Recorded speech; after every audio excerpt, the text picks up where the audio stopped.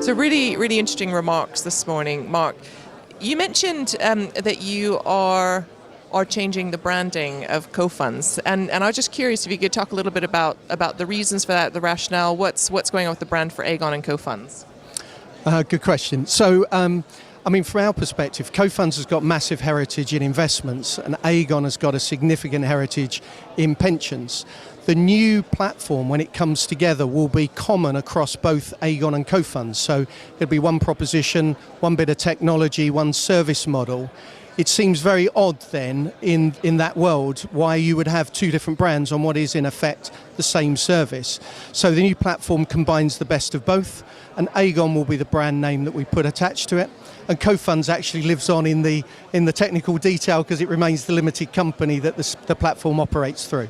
Okay, and I think that's a really, really interesting approach that's different from what others have taken in the market that have gone through this consolidation, because you're really looking for those economies of scale. And scalability was one of the things you talked about. I think you mentioned that £100 billion was the assets that a platform has to have to really achieve scale. And scalability is obviously really important to you.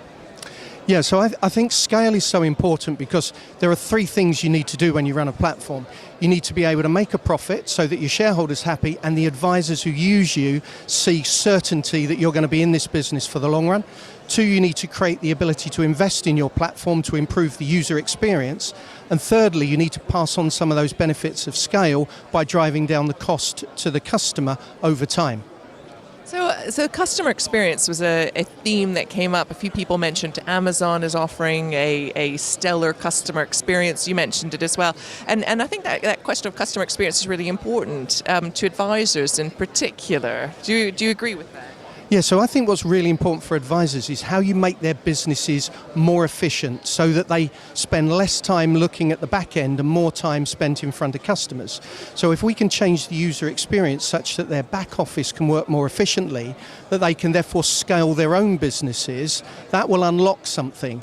And I think that's about not just about the digital technology, but it's why the people and technology interact together. So the way our people in the field spend time with the principals of the firms, from the way the technology works to the way you talk to people on the phone, and importantly how the platform is connected to the back office system that the advisory firm is using.